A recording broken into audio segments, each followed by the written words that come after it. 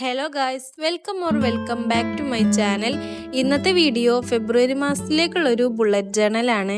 അപ്പോൾ ജനുവരി മാസത്തിൽ നന്നാകാത്തവരൊക്കെ ഉണ്ടെങ്കിൽ ഇങ്ങോട്ട് പോന്നോളി, നമുക്ക് ഈ ഫെബ്രുവരി മാസത്തിൽ നന്നാവാം. ഞാൻ എന്നെപ്പോലുള്ള ആളുകളുടെ കാര്യമാണ് കേട്ടോ പറഞ്ഞത്. അതിനു വേണ്ടിയിട്ട് ചില ആളുകളൊക്കെ നന്നാവണം തോന്നിയ ആ സെക്കൻഡിൽ തന്നെ പല കാര്യങ്ങളും ചെയ്യുന്നവരുണ്ടാവും. നന്നാവുക എന്നുള്ളതുകൊണ്ട് ഞാൻ ഉദ്ദേശിച്ചത് എപ്പോഴും മടി പിടിച്ചെടുക്കാണ്ട് ലൈഫ് കുറച്ചുകൂടെ ഒക്കെ ഒന്ന് പ്രൊഡക്റ്റീവായിട്ട് കൊണ്ടുപോകുക എന്നുള്ളതാണ്. അപ്പോൾ ഞാനൊക്കെ എങ്ങനെയാണെന്ന് വെച്ചിട്ടുണ്ടെങ്കിൽ ഇനിയിപ്പോൾ അടുത്ത മാസം മുതൽ നന്നാവുക, അല്ലെങ്കിൽ അടുത്ത വർഷം മുതൽ നന്നാവുക, അങ്ങനെ ചിന്തിക്കുന്ന ഒരു കൂട്ടത്തിലാണ്.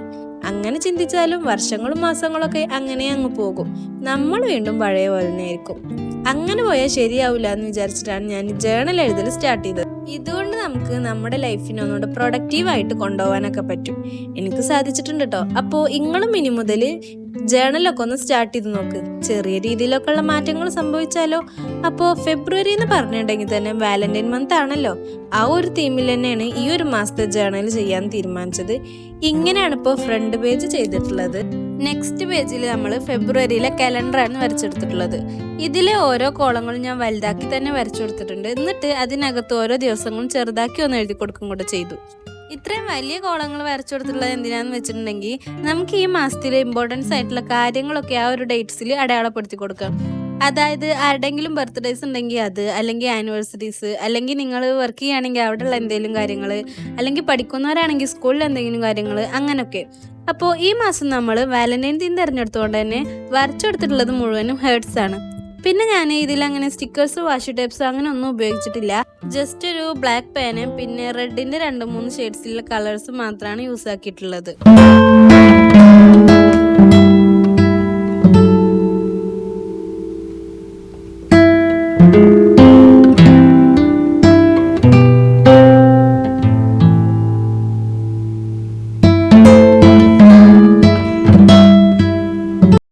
അടുത്ത പേജിൽ ഞാൻ ഹാബിറ്റ് ട്രാക്കറാണ് ചെയ്തിട്ടുള്ളത്. ഞാൻ വെറും 2-3 ഹാബിറ്റ്സ് മാത്രമാണ് എഴുതി കൊടുത്തിട്ടുള്ളത്. ഒറ്റയടിക്ക് നമ്മൾ കുറേ കാര്യങ്ങൾ എഴുതി കൊടുത്തിട്ടുണ്ടെങ്കിൽ ചിലപ്പോൾ ഒന്നും നമ്മൾ ചെയ്യില്ല. കുറച്ച് കാര്യങ്ങൾ മാത്രമേ ഉള്ളൂ വെച്ചെങ്കിൽ അത് വൃത്തിക്ക് ചെയ്യാനും ശ്രദ്ധിക്കും. അപ്പോൾ ഞാനിവിടെ skin care, water, screen time, exercise, ഈ ഒരു 4 എണ്ണമാണ് എഴുതി കൊടുത്തിട്ടുള്ളത്. ഇത് 4 എനിക്കിപ്പോൾ ഇമ്പോർട്ടൻസ് ആയിട്ട് തോന്നിയിട്ടുള്ളത്. നിങ്ങൾക്ക് വേണമെങ്കിൽ കൂടുതൽ ഹാബിറ്റ്സ് ഒക്കെ ആഡ് ആക്കാം. അതൊക്കെ മെയിൻറ്റെയിൻ ചെയ്ത് കൊണ്ടുപോകുമെന്ന് ഉറപ്പുണ്ടെങ്കിൽ. ഞാനൊക്കെ എന്തെങ്കിലും കാര്യം നോക്കാൻ വേണ്ടിയായിരിക്കും ഫോൺ എടുക്കുക. പക്ഷേ സത്യം പറഞ്ഞിട്ടുണ്ടെങ്കിൽ ഫോൺ എടുത്തു കഴിഞ്ഞാൽ പിന്നെ എന്തിനാ ഫോൺ എടുത്തെന്നുള്ള കാര്യം തന്നെ മറന്നുപോയിണ്ടാവും. റീൽസും തോണ്ടി അങ്ങനെ കുത്തിരിക്കും. അപ്പോൾ ആ ഒരു ശീലം മാറ്റാൻ വേണ്ടിയിട്ടാണ് സ്ക്രീൻ ടൈം ആഡ് ആക്കിയിട്ടുള്ളത്.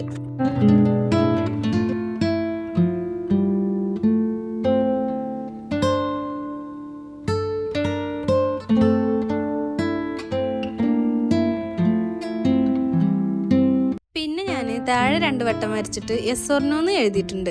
എന്നിട്ട് അതിൽ 2 ഐറ്റം കളറും കൊടുത്തിട്ടുണ്ട്. ഇനി ഓരോ ദിവസം നമ്മൾ ആ ഹാബിറ്റ് ചെയ്തിട്ടുണ്ടെങ്കിൽ യെസ് എന്നുള്ളിത്തെ കളർ കൊടുക്കുക, ചെയ്തിട്ടില്ലെങ്കിൽ നോന്നും.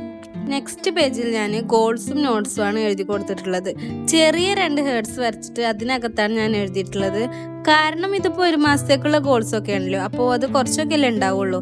പിന്നെ ഞാൻ 2025 ഒരു ബുള്ളറ്റ് ജേണൽ ചെയ്തിട്ടുണ്ട്. ലിങ്ക് ഞാൻ ഡിസ്ക്രിപ്ഷൻ ബോക്സിൽ കൊടുക്കാം, വേണ്ടവരൊക്കെ ഒന്ന് കണ്ടു നോക്കുക.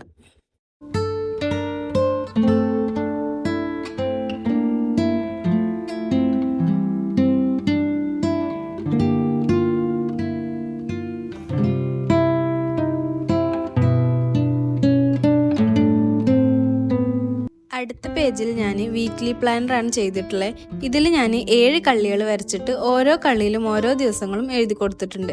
പിന്നെ സെൻറ്ററിൽ ഒരു ലോഡ് ഹേർട്സും വരച്ചു കൊടുത്തിട്ടുണ്ട്. ഇത് വരക്കാനൊക്കെ എളുപ്പമായിരുന്നു, പക്ഷേ എങ്കിൽ കളർ കൊടുക്കാൻ വേണ്ടിയിട്ട് കുറച്ചധികം ഇരിക്കേണ്ടി വന്നു.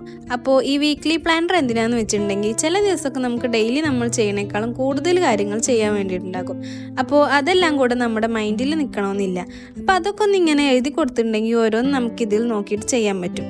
ഇതുപോലെ നമുക്ക് ടു ഡു ലിസ്റ്റും ചെയ്യാം, പക്ഷേ ടു ഡു ലിസ്റ്റിൽ നമ്മൾ അന്നാന്നുള്ള കാര്യങ്ങളാണ് എഴുതി കൊടുക്കുക. എന്നാൽ വീക്ക്ലി പ്ലാനറിൽ അടുത്ത ആഴ്ചയിൽ ഇപ്പോൾ നമുക്ക് ചെയ്യേണ്ട ഇമ്പോർട്ടൻസ് ആയിട്ടുള്ള കാര്യങ്ങളൊക്കെ എന്തെങ്കിലും ഉണ്ടെങ്കിൽ അത് മുൻകൂട്ടി തന്നെ ഡേറ്റ്സ് ഒക്കെ ഇട്ടിട്ട് അതിൽ പ്ലാൻ ചെയ്തിട്ട് വെക്കാമല്ലോ. അപ്പോൾ നിങ്ങൾക്ക് മനസ്സിലായി എന്ന് വിചാരിക്കണു. എന്തെങ്കിലുമൊക്കെ ഡൗട്ട്സ് ഉണ്ടെങ്കിൽ കമൻറ്റ് ചെയ്താൽ മതി.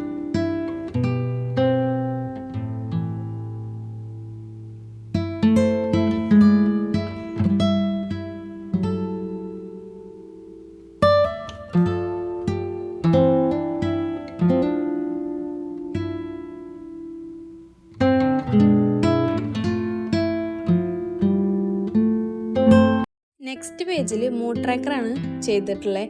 ഇതിൽ ഞാൻ ഒരു സൈക്കിളിൽ നിന്ന് കുറേ ഹേർട്സ് ഇങ്ങനെ പോണ രീതിയിലാണ് വരച്ചു കൊടുത്തിട്ടുള്ളത്.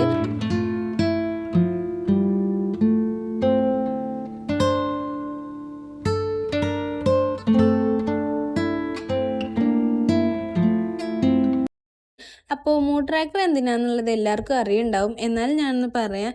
നമ്മൾ മനുഷ്യർക്കൊക്കെ ഓരോ ദിവസം ഓരോ മൂഡായിരിക്കും അല്ലേ. ഇന്നൊക്കെ ചിലപ്പോൾ ഭയങ്കര ഹാപ്പി ആയിരിക്കും, എന്നാൽ അതിന് വേണ്ടിയിട്ട് നാളെ ഭയങ്കര സങ്കടമായിരിക്കും, ഇല്ലെങ്കിൽ ഭയങ്കര ദേഷ്യമായിരിക്കും. അങ്ങനെ ഓരോ ദിവസവും ഓരോ മൂഡായിരിക്കും. അപ്പോൾ ഞാനിവിടെ 4 വട്ടങ്ങൾ വരച്ചെടുത്തിട്ട് അതിൽ ഓരോരോ കളറും കൊടുത്തിട്ടുണ്ട്. പിന്നെ അതിൻ്റെ സൈഡിൽ ഹാപ്പി, നോർമൽ, സാഡ് അങ്ങനെയുള്ള ഓരോ ഇമോജീസ് ഒരു 4 എണ്ണം വരച്ചു കൊടുത്തിട്ടുണ്ട്.